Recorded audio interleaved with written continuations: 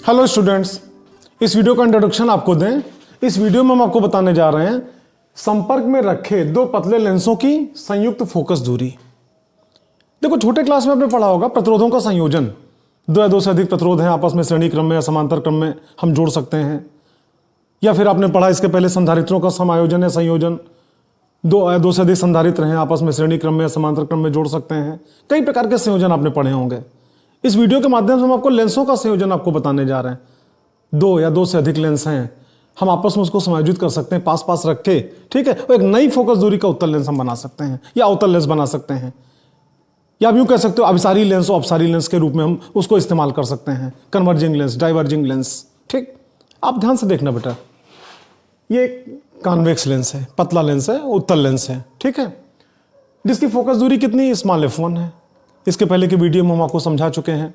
Focus बिंदु को capital F से और फोकस दूरी को स्मॉल एफ से, ध्यान रखना, ठीक है। तो एक उत्तल लेंस है, कॉन्वेक्स लेंस है, जिसकी फोकल लेंथ या हिंदी में कहो फोकस दूरी कितनी स्मॉल f1 है, ठीक। इस लेंस से स्मॉल u दूरी पे कोई बिंदु वस्तु है जिसका नाम क्या, O, ऑब्जेक्ट, पहला वर्ड O, ठीक। यहां से एक प्रकाश किरण निकली ऐसे, ठीक, लेंस पर आपतित हुई। ये लेंस कैसा लेंस आपने लिया हुआ है, अभिसारी, कन्वर्जिंग। ये प्रकाश किरणों को क्या करेगा, मुख्य अक्ष की ओर मोड़ेगा, ठीक है।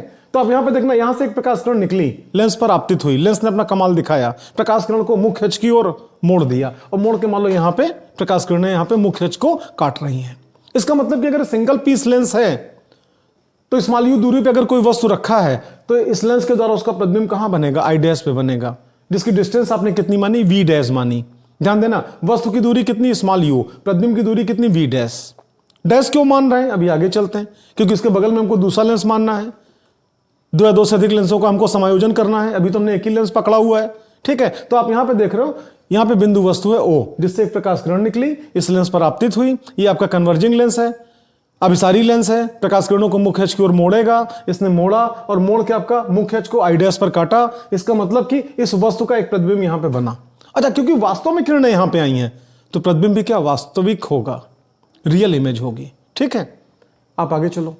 इसी लेंस के बगल में सटा के हमने एक दूसरा लेंस रखा जिसकी फोकस दूरी कितनी, स्मॉल f2 है।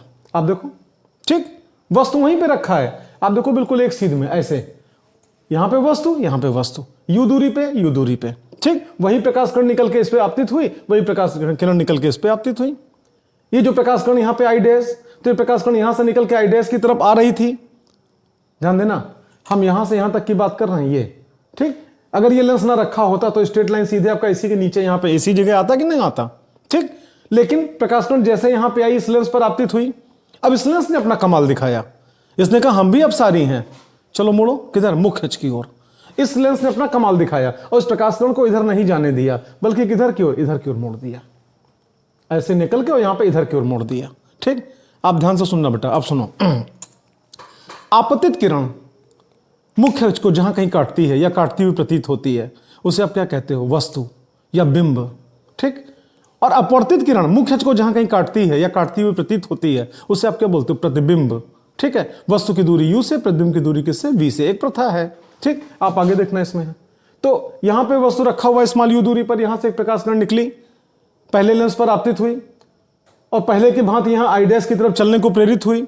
लेकिन जैसे यहां से लेकर और यहां तक पहुंची, यहां पे आगे नहीं बढ़ पाई, इस लेंस ने अपना कमाल दिखाया, इस प्रकाश किरण को फिर एक बार मुख्य अक्ष की ओर मोड़ा, और परिणाम क्या हुआ कि ये प्रकाश किरण यहां नहीं जा पाई, बल्कि यहां पे आके और मुख्य अक्ष को काटी। इसका मतलब कि इस वस्तु का प्रतिबिंब कहां बना, यहां बना। कब, जब दो लेंस को आपने सटा के रखा, एक की फोकस दूरी f1 है और दूसरे की फोकस दूरी f2 है, ठीक है। अब हम केवल पहले लेंस की बात करें, फर्स्ट डायग्राम की बात करें, ठीक है। तो आप जानते हो किसी भी लेंस के लिए u v f में क्या रिलेशन होता है, 1/v - 1/u that is equal to 1/f। देखो, अगर मिरर है, दर्पण है, यही फार्मूला होगा, बस अंतर क्या होगा, बीच में प्लस का सिंबल होगा। मिरर में क्या लगता है, 1/v + 1/u that is equal to 1/f, और लेंस में क्या होता है, 1/v - 1/u that is equal to 1/f, ठीक है। आप यहां पे आओ, तो इस लेंस की अगर हम बात करें तो आप जानते हो प्रतिबिंब कितनी दूरी पे, v डैश दूरी पे है, तो 1/v की जगह पे क्या लिखा जाएगा, 1/v डैश, ठीक है। वस्तु कितनी दूरी पे, u दूरी पे, तो आप जानते हो वस्तु की जगह पे 1/u ही लिखा जाएगा, इक्वल हुआ। और फिर इसकी फोकस दूरी या फोकल लेंथ कितना, स्मॉल f1 है, तो यहाँ पे कितना हो गया, 1/f1 होगा, that is your equation number first. आप देखो लिखा हुआ है फॉर फर्स्ट कॉन्वेक्स लेंस, ये, ठीक है। तो फर्स्ट कॉन्वेक्स लेंस के लिए आप अगर आप कहोगे वो पहला कॉन्वेक्स लेंस है, तो इसके लिए फार्मूला क्या बनेगा, 1/v dash minus 1/u that is equal to 1/f1। ठीक, अब यहां पे आप आ जाओ for second convex lens. Second कौन सा, ये बगल वाला। अभी हमने आपको समझाया आपतित किरण मुख्य अक्ष को जहां कहीं काटे या काटता हुआ प्रतीत हो उसे आप क्या कहते हो, वस्तु कहते हो। अगर काट देगा तो वास्तव में वस्तु रखा है, प्रतीत होगा तो आभासी वस्तु हो जाएगा। ठीक है, उसी प्रकार से अपवर्तित किरण मुख्य अक्ष को जहां कहीं काटे या काटता हुआ प्रतीत हो उसे आप क्या कहते हो, प्रतिबिंब कहते हो। वास्तव में काटे तो वास्तविक प्रतिबिंब, काटता हुआ प्रतीत हो तो आभासी प्रतिबिंब। ठीक, आप यहां पे आ जाओ फॉर सेकंड लेंस, दूसरे लेंस के लिए। तो दूसरे लेंस के लिए ध्यान देना, दूसरा लेंस आपका ये है। इसके लिए ये कौन सी किरण है, आपतित किरण। यहां से लेके और यहां तक ये ऐसे इतना, ये क्या आपतित किरण है, इसके ऊपर आके आपतित हो रही है। पतित मीन्स गिरना, आपतित आओ गिरो। ठीक है, आप देखना, तो ये किरण आपका यहां पे आपतित हुई। ठीक, अब आप बताओ इसको अगर हम पीछे बढ़ाएं तो क्या मुख्य अक्ष को कहीं काटेगा, कभी नहीं। ठीक, अच्छा, और अगर हम आगे बढ़ाते हैं तो मुख्य अक्ष को यहां पे काट रहा है। इसका मतलब कि इस लेंस के लिए ये क्या होगा, आई डैश किसका काम करेगा, वस्तु का कार्य करेगा। कैसा वस्तु, आभासी वस्तु।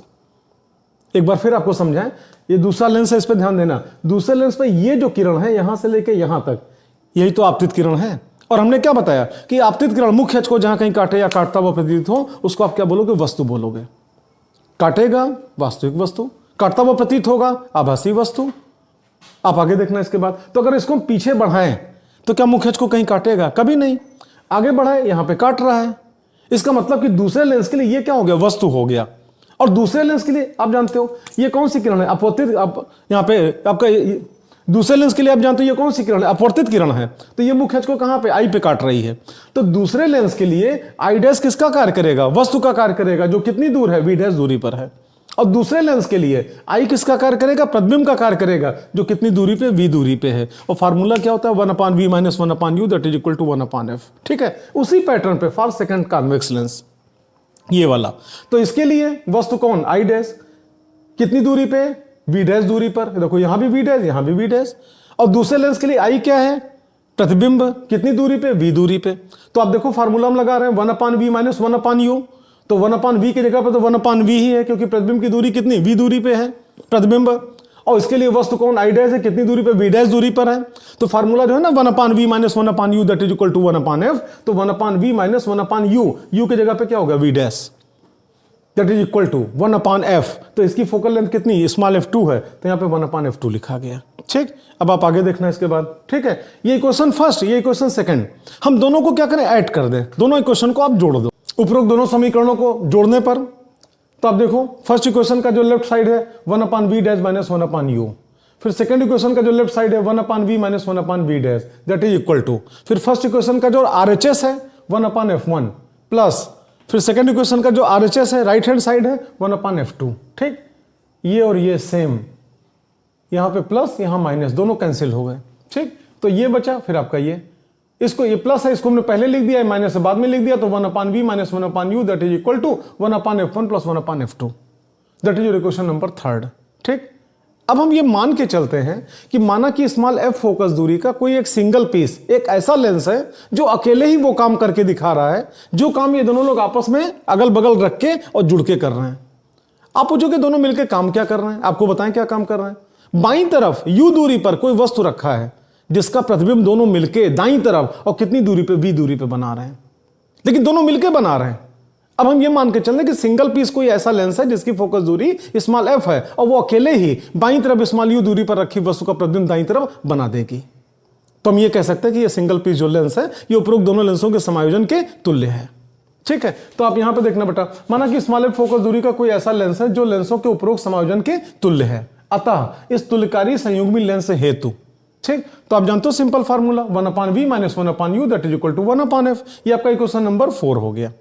अब हम एक काम करें, थर्ड और फोर्थ दोनों को कंपेयर कर दें, तुलना कर दें दोनों की। ठीक, आप देखो समीकरण 1 और समीकरण 2 की तुलना करने पर तो दोनों को जब कंपेयर करोगे तो दोनों का LHS क्या है, बराबर है, तो पक्का RHS क्या होगा, बराबर होगा। फार्मूला क्या निकल के आया, 1/f that is equal to 1/f1 plus 1/f2। ठीक, ये क्या है, संयुग्मी लेंस की फोकस दूरी, दोनों लेंसों की मिली जुली फोकस दूरी। ये क्या है, पहले लेंस की फोकस दूरी, और ये क्या, दूसरे लेंस की फोकस दूरी। ठीक, आप ध्यान रखना, हमने डेरिवेशन के समय दोनों लेंस यहाँ पे कॉन्वेक्स लिया, उत्तल लिया है, लेकिन ये कोई बाध्यता नहीं कि दोनों लेंस हमेशा उत्तल ही होगा। इसमें कोई लेंस अवतल भी हो सकता है, पहला अवतल दूसरा उत्तल भी हो सकता है, या पहला उत्तल दूसरा अवतल भी हो सकता है, या दोनों अवतल भी हो सकते हैं। अच्छा, ये भी ध्यान रहे कि उत्तल लेंस की फोकस दूरी हमेशा क्या, प्लस सिंबल के साथ, और अवतल लेंस की फोकस दूरी हमेशा माइनस सिंबल के साथ। ठीक, तो इस बात का आप ध्यान रखना। ठीक, जैसे आपको समझाएं, पहला लेंस उत्तल है और दूसरा अवतल है, यानी कॉनकेव है, तो f1 की वैल्यू प्लस में रखना और f2 की वैल्यू माइनस में रखना। ठीक, अगर पहला आपका कॉनकेव है, अवतल है, और दूसरा उत्तल है, तो f1 की वैल्यू किस में, माइनस में रखना, और f2 की वैल्यू किस में, प्लस में रखना। ठीक, अगर दोनों लेंस आपके अवतल हैं, कॉनकेव हैं, तो ये भी माइनस में, ये भी माइनस में, और सॉल्व करने में जो आए f की वैल्यू हो जाएगी वो। ठीक, अगर ये सेंटीमीटर में रखते हो, ये सेंटीमीटर में रखते हो, तो ये भी किस में आएगा, सेंटीमीटर में आएगा, ध्यान रखना। ठीक, और इसके पहले हमने वीडियो जारी किया हुआ है, रिलीज किया है। लेंस की क्षमता P that is equal to 1/f, but f in metre, ध्यान रखना। लेंस की क्षमता जब निकालते हैं तो P that is equal to 1/f, लेकिन f को किस में रखते हैं, मीटर में रखते हैं। ठीक है, तो इस बात को ध्यान में रखते हुए अगर आप चाहो, यहां पे आप जानते हो 1/f that is equal to 1/f1 plus 1/f2, और 1/f को क्या कहते हो, P, तो P हो गया। तो 1/f1 क्या हो जाएगा, P1, 1/f2 क्या हो जाएगा, P2। इस प्रकार से आपका निकल गया P that is equal to P1 plus P2। अगर आप चाहो तो संयुग्मी लेंस की क्षमता भी आप निकाल सकते हो, जिसकी यूनिट क्या होती है, डायोप्टर।